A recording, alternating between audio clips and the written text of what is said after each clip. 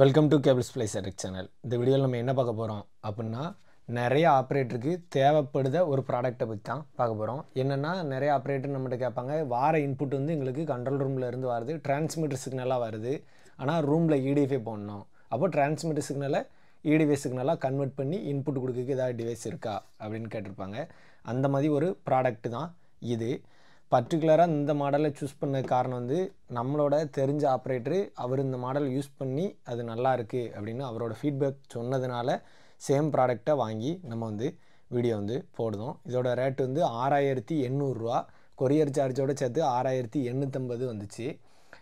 இதே இது நான் நிறைய கடையில் விசாரிக்கும் போது 6300 6200 வரை கூட கிடச்சிது, வாரண்டி இல்லாமல். கூட 500 ரூபான்னா வாரண்டி இருக்குது அப்படின்னு சொன்னாங்க. 6 மாதத்துக்கு வாரண்டிங்கனால நான் 500 ரூபா கூட கொடுத்து தான் இந்த மாடலை வாங்கியிருக்கு. நான் வாங்கின ரேட் வந்து 6850. வாங்கணுங்க நீங்கள் வந்து விசாரிச்சே வாங்கிக்கிடுங்க. சரி, ஓகே. இதோட மாடல் வந்து AS 857.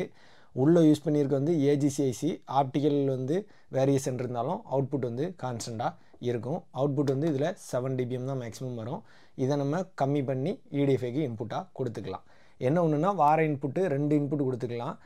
2 இன்புட்லேயுமே டிரான்ஸ்மிட்டர் சிக்னல் வந்தாலும் சரி, EDFI சிக்னல் வந்தாலும் சரி, அவுட்புட் வந்து EDFIயோட 1550 வேவ்லென்த்தாகவே வரும். இதுதான் இதோட கான்செப்ட்டு. சரி, ஓகே. ஃபஸ்ட்டு இதில் என்னென்ன போர்ட்லாம் இருக்குது அப்படிங்கிறத பார்ப்போம். சைடில் இப்போ என்னென்ன போர்ட்லாம் இருக்குது அப்படின்னா, 2 இன்புட்டுக்கு ப்ரைமரி இன்புட்டு, சென்டர் இன்புட் 2 இன்புட்டுக்கும் ஒரு ஆப்டிக்கல் போர்ட் 2 போர்ட் வந்து கொடுத்துருக்காங்க. அதுபோக ஒரு 8 to 40 வோல்ட்டு டிசி இன்புட் கொடுக்குது. அதாவது வந்து RF இன்புட் போர்ட்டு கிடையாது. டிசி பவர் சப்ளை நம்ம போட்டிருந்தோம்னா பவர் பாஸ் வழியாக, டிசி பவர் பாஸ் வழியாக இதை வந்து ஆன் பண்ணிக்கலாம். அதுக்குள்ளே போட்டு ப்ளஸ்ஸு ஏசியில் கூட நம்ம வந்து ஆன் பண்ணிக்கலாம். அதுக்குள்ளே கேபிள் வந்து இதோட சேர்த்தே கொடுத்தாங்க. ஓகே. அதாவது இப்போது நம்ம கண்ட்ரோல் ரூமில் போடுறதா இருந்தால் நம்ம ஏசி இன்புட் கொடுத்துக்கலாம். இல்லை கஸ்டமரில் போடுறதா இருந்தால் அந்த மாதிரி நம்ம RF ஒயர்லேயே கூட டிசி பவரை கொண்டு போய் இதில் ஆன் பண்ணிக்கலாம். அந்த ஆப்ஷன் வந்து இதில் வந்து இருக்குது. ஸோ இந்த சைடு போர்ட்டில் என்னெல்லாம் இருக்குது அப்படின்னு பார்த்தோம்னா, உங்களுக்கு ஃபஸ்ட்டு ஃபீஸ் அவுட் வந்து கொடுத்துருக்காங்க. எதுக்குன்னா, இங்குடி கொடுக்க 8 to 40 வோல்ட் டிசி இன்புட் வந்து அப்படியே இதில் ஃபீஸ் போட்டோம் அப்படின்னா இந்த பக்கமும், அதாவது இது யூஸ் பண்ணிவிட்டு அதுபோல் மீதி இருக்க பவரை அடுத்து உள்ள ஒரு நோடு கூட கொண்டு போய்க்கலாம், டிசி நோடு கொண்டு போய்க்கலாம். அந்த பவர் பாஸ் அவுட்டும் இதில் வந்து இருக்குது. இதில் ஃபீஸ் போட்டோம்னா அவுட்புட்டில் வந்து பவர் வந்து வரும். ப்ளஸ்ஸு இது வழியாகவும் ரிவர்ஸில் உள்ள இன்புட்டும் கொடுத்துக்கலாம். ப்ளஸ்ஸு இதிலேருந்து ஒரு RF அவுட்புட்டும் டெஸ்ட் பாயிண்ட் மாதிரி வரும். இதுதான் இதோட கான்செப்ட். அதாவது இங்குடி பவர் கொடுத்து இதில் ஃபீஸ் போட்டிருந்தோம்னா அவுட்லேயும் பவர் எடுத்துக்கலாம், இல்லை ரிவர்சல்னாலும் பவரை உள்ளே கொடுத்துக்கலாம். இந்த சைடே இன்புட் போர்ட் மாதிரினாலும் யூஸ் பண்ணிக்கலாம். அடுத்து ஆப்டிக்கல் இங்குடி கொடுக்கும்போது இங்குடி டெஸ்ட் பாயிண்ட் மாதிரி ஒரு 80 dB RF அவுட்புட் வரும், செக் பண்ணக்கும் யூஸ் பண்ணிக்கலாம். அதுக்கடுத்து இதில் சிங்கிள் ஆப்டிக்கல் அவுட்புட் வந்துருக்கு. இதில் வந்து 7 dB வரும். இதில் வந்து இதோட பாக்ஸில் போட்டிருக்க மாடல் வந்து ஆப்ஷனல் மாடலு. இதில் வந்து 2 ஆப்டிக்கல் அவுட்புட் போர்ட் வந்து கொடுத்துருக்காங்க. ஆனால் நம்ம வச்சுருக்க மாடலில் வந்து சிங்கிள் ஆப்டிக்கல் அவுட்டு தான் 7 dBm வந்து வரும். அதுமாதிரி இந்த மாடலில் வந்து ஸ்லோப்புக்கும் தனி கண்ட்ரோல் இருக்குது, கெயினுக்கும் கண்ட்ரோல் தனியாக இருக்குது. ஆனால் இந்த மாடலில் வந்து கெயின் கண்ட்ரோல் மட்டும்தான் இருந்தது. எனக்கு அந்த மாடல் கிடைக்கல, அதனால் இந்த மாடல் தான் கிடச்சிது. ஸோ வாங்கினேன். இதை வாங்கும்போது ஒரே ஒரு விஷயந்தான், வித்து வாரண்டி வித்தவுட் வாரண்டின்னு 2 விதத்தில் கிடைக்கி. 500 ரூபா கூட கம்மி. ஆனால் இதோட சீல்லே வித்து வாரண்டியோட தான் சீல் ஒட்டியிருக்காங்க. எப்படி வித்து வாரண்டி வித்தவுட் வாரண்டி தனித்தனியாக கிடைக்குங்கிறது தெரியலை. இதில் வாரண்டி இருக்குதுன்னு தான் போட்டிருக்கு. ஆனால் நம்ம வாங்கினது வாரண்டியோட தான் வாங்கியிருக்கோம். ஏன்னா புதுசாக வாங்குதோம், ப்ராடக்ட்டில் திடீர்னு ஃபால்ட் இருந்ததுன்னா அப்படின்னு ஒரு சின்ன சந்தேகத்தில் வாங்கியிருக்கு, வேறு ஒன்றும் இல்லை. சரி, ஓகே. சரி, இது வந்து நான் ஏற்கனவே வந்து வாங்கினது வந்து ரொம்ப நாள் இருக்கும். நான் பற்றியில் 8ஆம் மாதமே வாங்கியிருக்கோம். வாங்கி செக்லாம் வந்து ஏற்கனவே பண்ணல. ஒன்று கவனிச்சது என்னென்னா, ஓவர் ஹீட் வந்து ஆகுது. நான் செக் பண்ணும்போதுன்னு இல்லை, நான் டெஸ்டிங்க்கு ஓட விட்டுருந்தேன். அப்பவுமே நல்ல ஹீட் வந்து தெரிஞ்சுது. சரி, இப்போ உங்களுக்கு லைவாகவே ஆன் பண்ணி பார்ப்போம். ஓகே.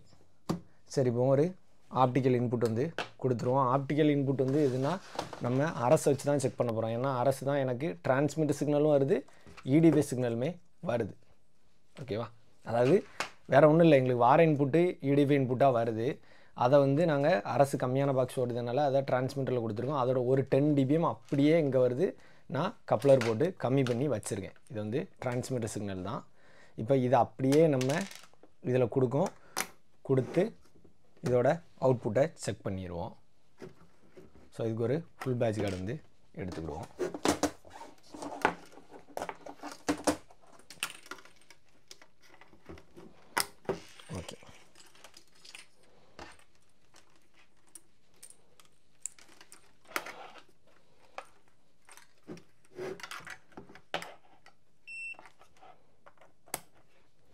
ஓகே, கரெக்டாக ப்ளஸ்ஸு 7 dBm வந்து வருது.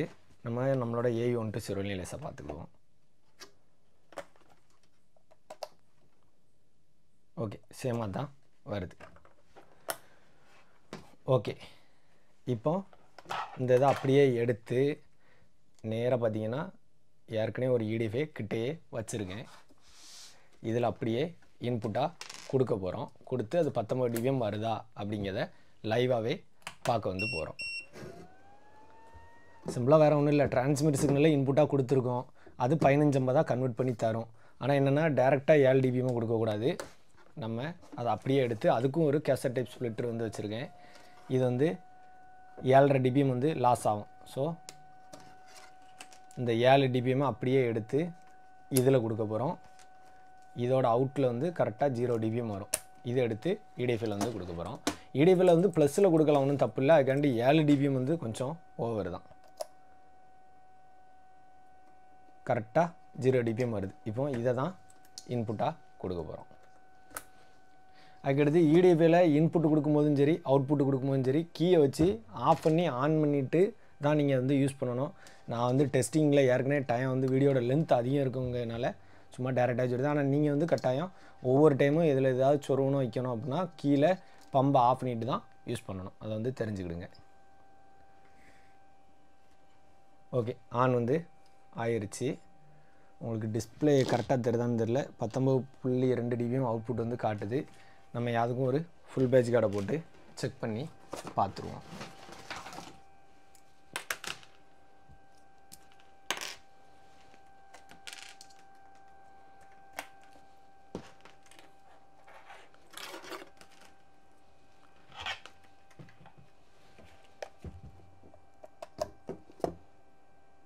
ஓகே, கரெக்டாக 19.46 வந்து வருது.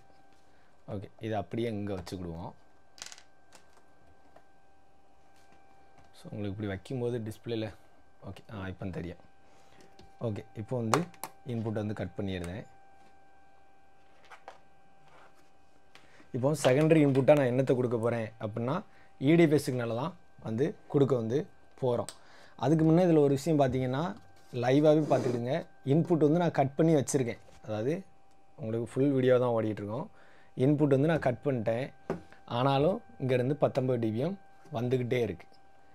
பொதுவாகவே EDFA பொறுத்தவரை ஆப்டிக்கல் இன்புட் வந்து கொடுக்கல அப்படின்னா அவுட்டு வந்து வராது. அதாவது அவுட்டு வராது மீன்ஸ் அவுட்புட் எதுவுமே வராது, லோவில் தான் இருக்கும். ஆனால் இது எப்படின்னா 2 இன்புட் வரல அப்படின்னா கூட இதிலேருந்து ஒரு 7 dBm வந்து கான்ஸ்டண்ட்டாக வந்துக்கிட்டே தான் இருக்குது. அதை உங்களுக்கு அப்படியே செக் பண்ணி காட்டுதேன். இந்த கேசட் டைப் ஸ்ப்ளிட்டரில் கொடுத்த பவரை அப்படியே எடுத்து இதில் கொடுத்து காட்டுதேன். ஓகேவா, கரெக்டாக 6.95 dBm. அதாவது 2 இன்புட்டுமே கொடுக்கல. ஆனால் இதில் இருந்து ஒரு 7 dBm பவர் வந்து இதில் வந்து எப்போவுமே வந்துகிட்டு இருக்கும். அதாவது இதோட கான்செப்ட் எப்படின்னா நீங்கள் நம்ம 13 dBm 10 dBm டிரான்ஸ்மிட்டர்லாம் அப்படின்னா RF இன்புட் நமக்கு வரலனாலும் ஆப்டிக்கலோட அவுட் வந்து வந்துக்கிட்டே இருக்கும்ல, அதே சேம் கான்செப்ட் தான். இதிலிருந்து வர ஆப்டிக்கல்லையே உங்களுக்கு EDFA வந்து ரன் ஆகி அதோட அவுட்புட்டும் வந்துக்கிட்டு இருக்கும். இதை ஏன் உங்களுக்கு இப்போ சொல்லுதேன் அப்படின்னா, இப்போ இந்த டைப் பற்றி புதுசாக மாட்டுதவங்க என்ன நினைப்பாங்கன்னா, ஒருவேளை கம்பெனிலேருந்து சிக்னல் கட் ஆகிருக்குங்கிறதே தெரியாமல் EDFAலேருந்து அவுட்புட் வந்துக்கிட்டு இருக்குல்ல அப்படின்னு நினச்சிக்கிட்டு இருக்கக்கூடாது. உங்களுக்கு கம்பெனிலேருந்து வர இன்புட்டே வரலன்னா கூட இந்த இது ஆனில் இருந்தாலே இதிலேருந்து வர 7 dBmல EDFAக்கு இன்புட்டு போய் EDFA வந்து ஒர்க் வந்து ஆக தான் செய்யும். இப்போ இன்புட்டே கொடுக்கல, இதிலேருந்து வர 7 dBm இந்த கேசட் டைப்பை வச்சு ஸ்ப்ளிட் பண்ணி 0 ஆக்கி இதில் கொடுத்துருக்கோம். இதில் இருந்தும் பவர் வந்து வருது. இதை அப்படியே எடுத்து உங்களுக்கு லைவாக செக் பண்ணி காட்டுறேன்.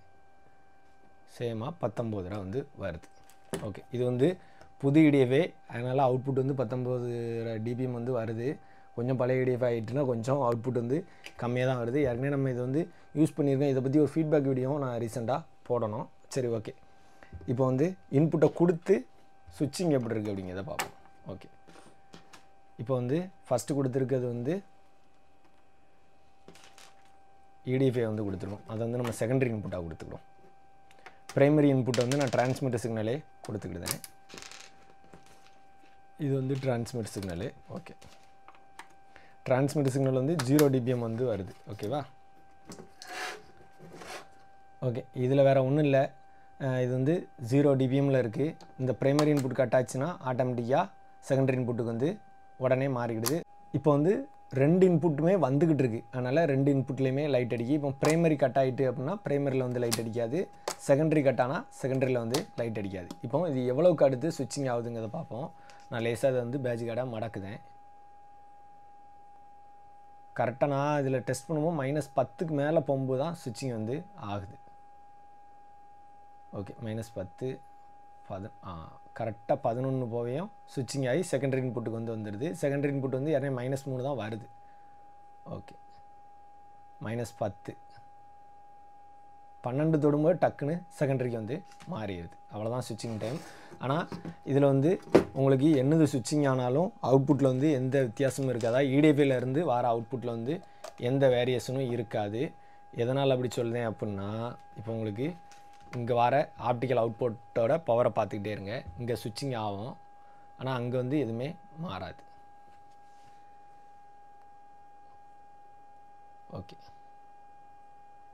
எதுவுமே மாறலை.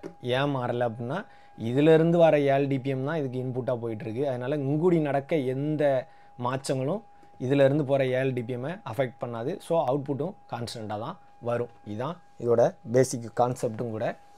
ஸோ இது வந்து யாரையும் நான் செக் பண்ணியிருந்தேன், நல்லா தான் இருக்குது. இருந்தாலும் உங்களுக்கு லைவாக இப்போ வந்து சுவிட்சிங் வந்து கரெக்டாக ஆகுதுங்கிறத செக் பண்ணியாச்சு.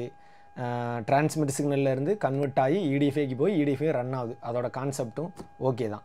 இதில் நம்ம மெயினாக செக் பண்ண வேண்டியது ஒன்று இருக்குது. நமக்கு எவ்வளவு எம்இஆர் வருது அதை நம்ம இதுக்குள்ள கொடுக்கும். அதிலேருந்து 7 dBm வருது, அதை இடிஎஃப்ஐல கொடுக்கும். அதிலேருந்து 2வது வரும்போது சிம்பிளாக சொல்லணும்னா நமக்கு வார இன்புட்டே கண்ட்ரோல் ரூம்லேருந்து இடிஎஃப்ஐ சிக்னலாகவே வருது. அதை அப்படியே டேரெக்டாக இடிஎஃப்ஐல கொடுத்து ஓட்டுறதுக்கும் வார சிக்னல் டிரான்ஸ்மிட் சிக்னலாக வந்து அதை இந்த மாதிரி டிரான்ஸ்மிட்டரை போட்டு அதை நம்ம 1550 கன்வெர்ட் பண்ணி அதை இடிஎஃப்ஐல கொடுத்து ஓட்டுறதுக்கும் எவ்வளோ எம்இஆர் லாஸ் ஆகுது அப்படிங்கிறத பற்றி அடுத்த வீடியோவில் பார்ப்போம். என்னோடய ஃபீட்பேக்கையும் அடுத்த வீடியோவில் நான் அப்லோட் பண்ணுறேன்.